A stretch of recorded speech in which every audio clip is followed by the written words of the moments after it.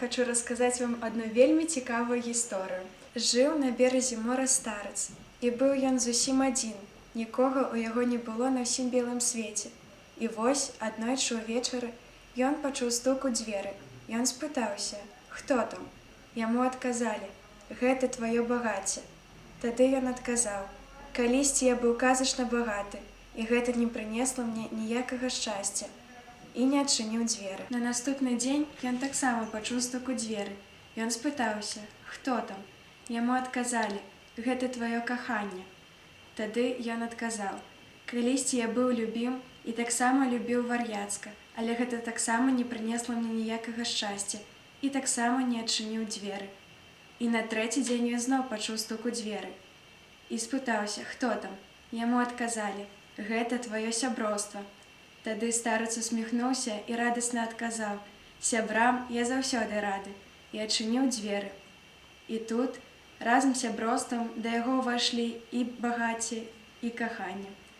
Тады ён спытаўся: «Але ж я запрасіў толькі сяброўства». І ўсе тыя, хто ўвайшлі, яму адказалі: «Ты столькі гадоў пражыў на зямлі і не зразумеў адну рэч?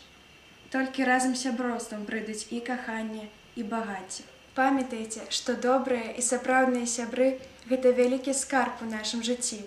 Усім нам вядомы Ян Воска казаў: «Найлепшы сябар – гэта той, хто, не пытаючыся пра прычыну твайго смутку, зробіць так, што радасці зноў вернецца». Цаніце сваіх сяброў і самі будзьце годнымі сябрамі.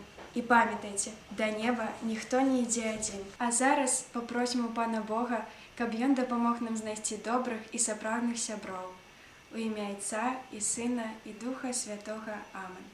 Отче наш, который есть у небе, святися имя Твое, приди владарство Твое, будь воля Твоя, як у небе, так и на земли. Хлеба нашего штоденного дай нам сёння, и отпусти нам провины наши, як и мы отпускаем виноватым нашим, и не уводь нас у спокусу, але збав нас от злога. Амин. А на гэты вечар і гэтую ноч прыміце благаслаўленне Пана. Пан з вамі. І з духам тваім. Няхай вас благаславіць Бог усімагутны, Айцец і Сын і Дух Святы. Амен. Ідзіце ў супакоі Хрыста. Дзякуем Пану Богу. Дабранач.